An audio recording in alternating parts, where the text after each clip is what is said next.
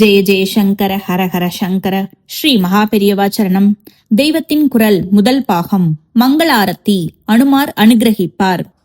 ஆஞ்சநேய சுவாமியின் விசேஷமே அலாதியானது. அவர் பக்தர்களுக்கு என்னென்ன அனுகிரகம் செய்கிறார் என்பதை பார்த்தால் அவருக்கு என்ன விசேஷம் என்று தெரியும். புத்திர்பலம், யசோதைரியம், நிர்பயத்வம், அரோகதா, அஜாட்யம், வாக்படுத்வம், ச ஹனுமாத் ஸ்மரணா பவேத். ஆஞ்சநேயரை ஸ்மரிப்பவர்களுக்கு அவர் என்னென்ன அனுகிரகிக்கிறார் என்று இந்த ஸ்லோகம் சொல்கிறது. புத்தி, பலம், புகழ், உறுதிப்பாடு, அஞ்சா நெஞ்சம், ஆரோக்கியம், விழிப்பு, வாக்குவன்மை இத்தனையும் தருகிறார் அவர். சாதாரணமாக இவையெல்லாம் ஒரே இடத்தில் அமையவே அமையாது. நல்ல புத்திமான் ஆரோக்கியம் இல்லாமல் சோனியாக இருப்பான். பெரிய பலசாலி மண்டுவாக இருப்பான். இரண்டும் இருந்தாலும் கோழையாக பயந்தாங்கொள்ளியாக இருப்பான். எத்தனை திறமை இருந்தாலும் அவற்றை பிரயோகிக்கிற சுறுசுறுப்பு, விழிப்பு இல்லாமல் சோம்பேறியாக இருப்பான். பெரிய அறிவாளியாக இருந்தாலும் தனக்கு தெரிந்ததை எடுத்து சொல்கிற வாக்குவன்மை இல்லாமல் இருப்பான். இந்த மாதிரி ஏறுமாறான குணங்கள் இல்லாமல் எல்லா சிரேயஸ்களையும் ஒரே இடத்தில் பொழிகிறார் ஆஞ்சநேயர். இதற்கு காரணம், சாதாரணமாக நாம் ஒரே இடத்தில் சேர்ந்து பார்க்காத குணங்கள், சக்திகள் அத்தனையும் அவரிடமே பூரணமாக ஒன்று சேர்ந்திருக்கின்றன. நாம் எதிரெதிர் குணங்கள் என்று நினைப்பவை கூட அவரிடம் ஸ்வபாவமாக சேர்ந்திருக்கின்றன. உதாரணமாக, பெரிய பலசாலிக்கு வினயம் இருக்காது.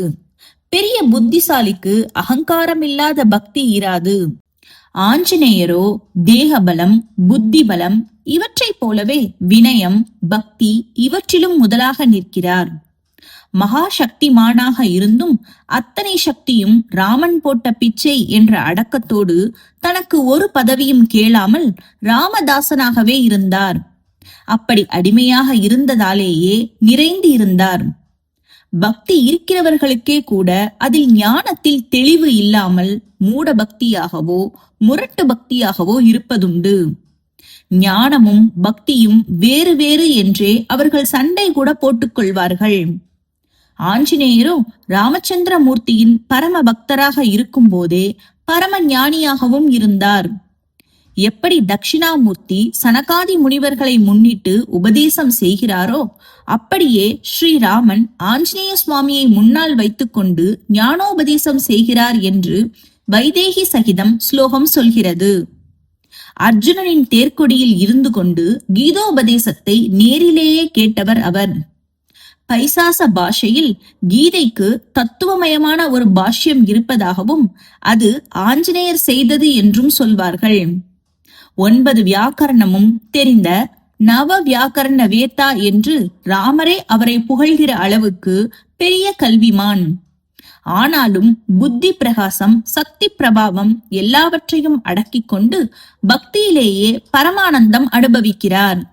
பக்தி என்பதால் லோக காரியத்தை கவனிக்காதவர் அல்ல. மகா பௌருஷத்தோடு போராடி அபலைகளை ரட்சித்தவர்களில் அவருக்கு இணை இல்லை. லோக சேவைக்கு அவரே உதாரணம், ஐடியல். ஞானத்தில் உச்சநிலை, பலத்தில் உச்சநிலை, பக்தியில் உச்சநிலை, வீரத்தில் உச்சநிலை, கீர்த்தியில் உச்சநிலை, சேவையில் உச்சநிலை, வினயத்தில் உச்சநிலை. இப்படியெல்லாம் ஒன்று சேர்ந்திருக்கிற ஸ்வரூபம் ஒன்று உண்டு என்றால் அது ஆஞ்சநேய சுவாமிதான். இது எல்லாவற்றுக்கும் மேலாக அவருடைய பிரம்மச்சரியத்தை சொல்ல வேண்டும். ஒரு க்ஷணம் கூட காமம் என்கிற நினைப்பே வராத மகா பரிசுத்த மூர்த்தி அவர். தனக்கென்று எதுவுமே நினைக்காதவர். ஒரு காமனையும் இல்லாமல் ராமனுக்கு சேவை செய்தே நிறைந்து விட்டார். அவரை நம் சீமையில் பொதுவாக ஹனுமார் என்போம். கன்னட சீமையில் அவரே ஹனுமந்தையா. சித்தூருக்கு வடக்கே போய்விட்டால் ஆந்திரா முழுவதும் ஆஞ்சநேயலு என்பார்கள். மகாராஷ்டிரம் முழுக்க மாருதி மாருதி என்று கொண்டாடுவார்கள். அதற்கும் வடக்கில் மகாவீர் என்றே சொல்வார்கள். ஆஞ்சநேயருக்கு ஈடு கிடையாது. அவரை ஸ்மரித்த மாத்திரத்தில் தைரியம் வரும், ஞானம் வரும், காமம் நசிந்துவிடும். பரம வினயத்தோடு பகவத் கைங்கரியம் செய்து கொண்டு எல்லோருக்கும் நல்லது செய்வோம்.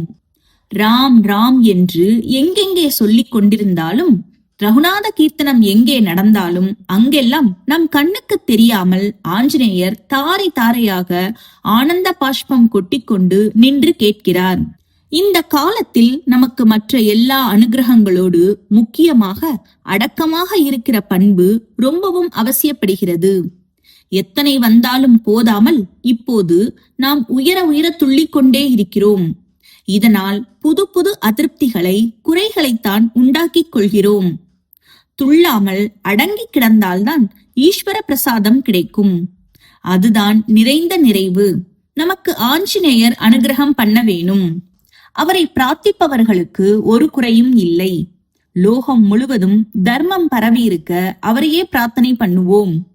அவருடைய சகாயத்திலேயே ராவணாதிகள் தோற்று ராமராஜ்யம் ஏற்பட்டது.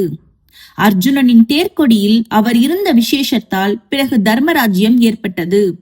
பிற்காலத்தில் நம் தர்மம் பக்தி எல்லாம் நசிந்த போது ஆஞ்சநேய அவதாரமாக சமர்த்த ராமதாஸ் சுவாமி தோன்றித்தான் சிவாஜி மூலம் மறுபடி தர்ம சம்ஸ்தாபனம் செய்தார்.